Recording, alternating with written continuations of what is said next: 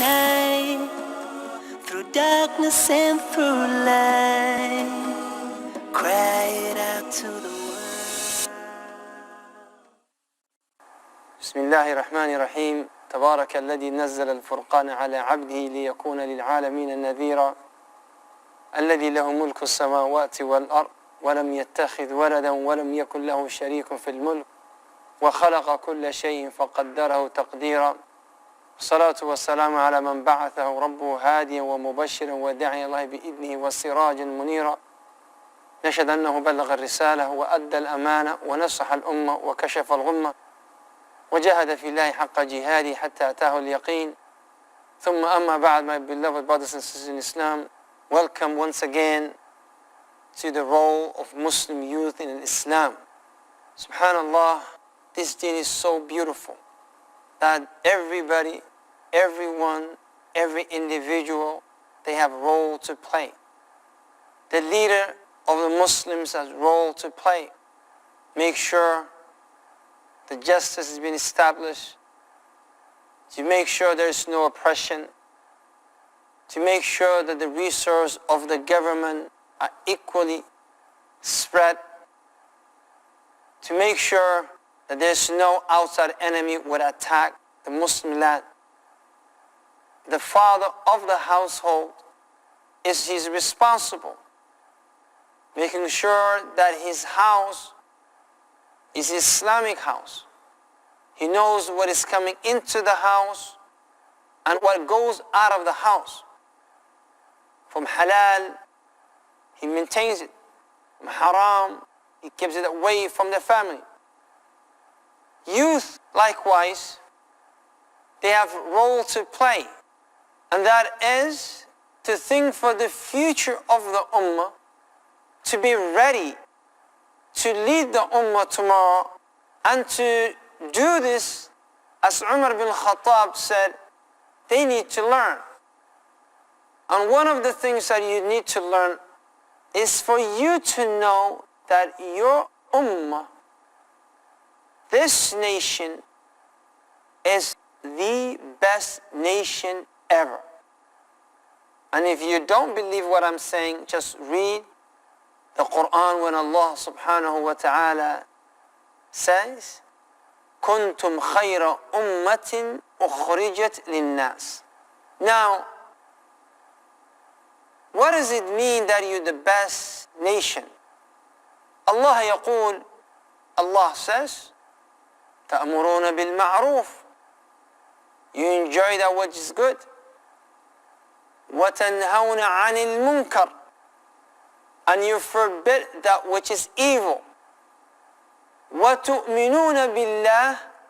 And you believe in Allah subhanahu wa ta'ala. In human terms, in our common sense, it would be normal for Allah to say, تُؤْمِنُونَ بِاللَّهِ, then you do amr bil ma'roof, and you do nahy anil munkar, because faith, iman, is more important than anything. But Allah mentioned faith third. You may ask yourself, why? The ulama said, rahimahumullah, the reason is the Christians, when Isa was there, after Isa, they had iman. Before them, the Jew, al-Yahud, they have iman. Now what differentiates you from other nations is you do al-amr bil-ma'roof wa-nahy anil-munkar.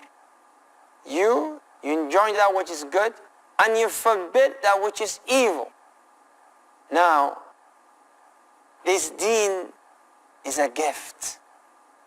Understanding of this deen is a gift. And this gift is only given to few chosen individuals. Because the Messenger of Allah said, sallallahu alayhi wa sallam, إِنَّ اللَّهَ يُعْطِ الدُّنْيَا مَنْ يُحِبْ وَمَنْ لَا يُحِبْ. Allah gives to this dunya, the worldly, material, money, status, power, degree, worldly knowledge, children, wives, name, fame. Allah gives those to Muslim and non-Muslim, both equally. But He said, sallallahu alayhi wasallam, وَلَا يُعْطِي الدِّينَ إِلَّا لِمَنْ يُحِبُّ. And Allah will not give this deen except those whom He loves. If Allah loves you, He will give you deen. Young man, young lady, if Allah loves you, you will find yourself in the places of ilm. Now look at yourself. You're watching someone who is mentioning Allah and His Messenger, so you are among those people. Because when you watch, and when you listen, and when you learn, then you fall under a special category, the category of Ahl al-Khair. Because the Nabi sallallahu alayhi wa sallam also said, مَنْ يُرِدِ اللَّهُ بِهِ خَيْرًا يُفَقِّهُ فِي الدِّينِ. Whomsoever Allah intends khair for him, He gives him the understanding of this deen. Now what are you trying to do? You're trying to learn this deen. You're seeking khair. You left your work, your job, your busy schedule, maybe your children, you put them to bed, you fed your husband, you took care of your wife, you maintained the household, and now you're sitting and watching this. This is called a sign of good individual. And subhanallah, it is so beautiful, because as a young man or as a young lady, when you remember Allah by yourself, Allah will remember you to Himself. When you remember Allah to yourself, you contemplating, you pondering about the creation of Allah. الذين يذكرون الله قياما وقعودا وعلى جنوبهم ويتفكرون في خلق السماوات والأرض. Those who remember and ponder Allah, the creation of Allah subhanahu wa ta'ala, while they're standing, while they're sitting, while they're lying down, and they ponder about the creation. You are among those people. And when you become among those people, and you remember Allah, but you don't share with anyone, then Allah remembers you to Himself. And He doesn't mention you. But if you remember Him in a gathering, you listen to a talk, you listen to a lecture, you listen to a halaqah, and then you share that information with other people. Now Allah will remember you in a gathering better than the gathering that you mentioned Allah. Where is the evidence, Brother Saeed? Because we were told to ask for evidence. Allah يقول قُلْ هَاتُوا بُرْهَانَكُمْ إِن كُنْتُمْ صَادِقِينَ. Bring your evidence if you are speaking the truth.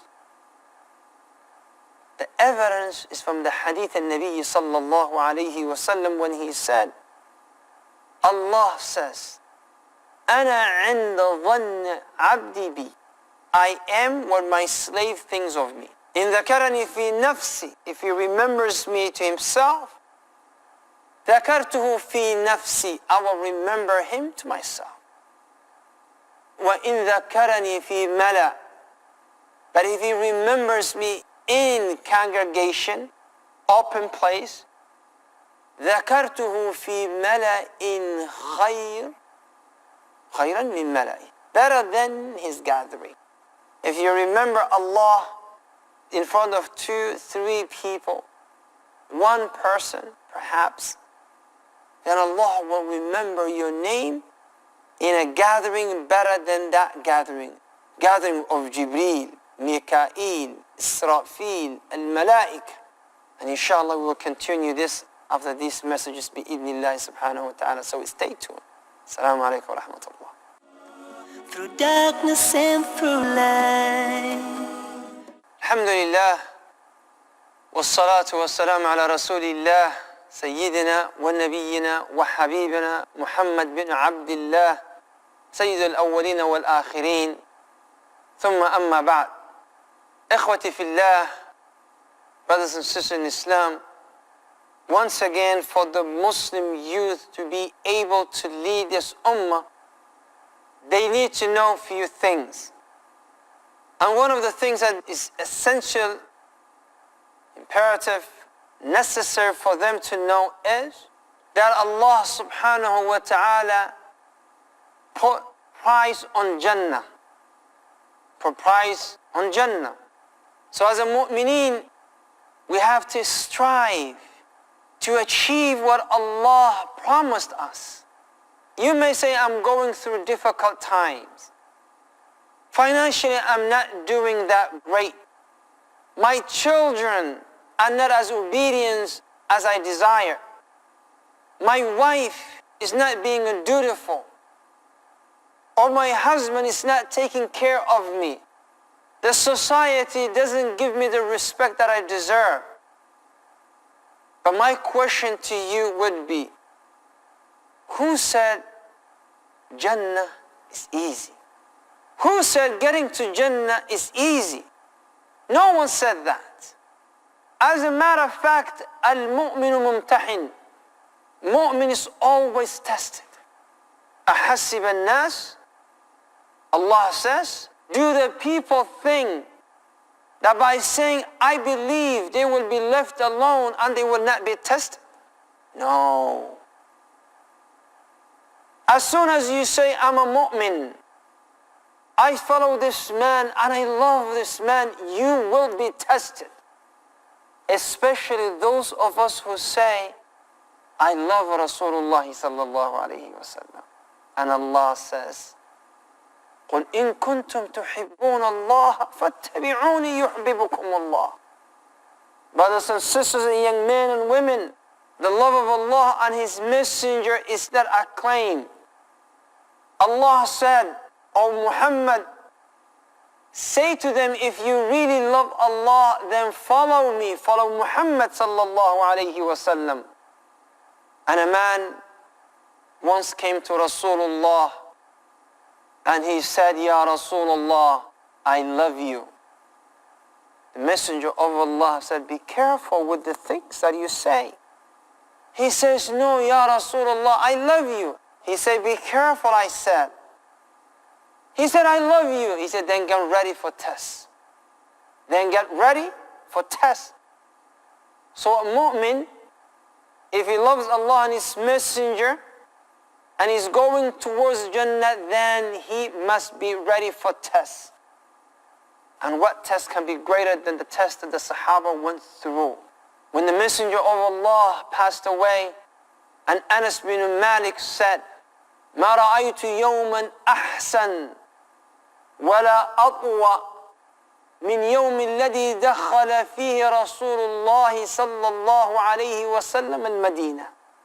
He said, I have not seen brighter, better day than the day that the Messenger of Allah walked into the city of Medina. What a beautiful day. What a beautiful day that was.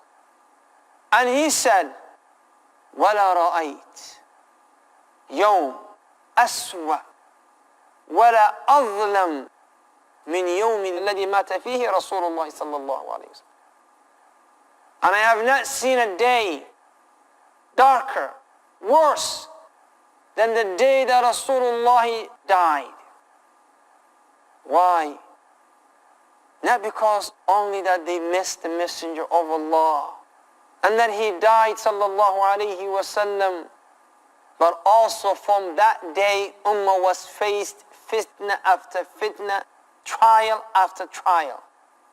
When the news came out, the people almost who accepted Islam renounced Islam again. They apostate.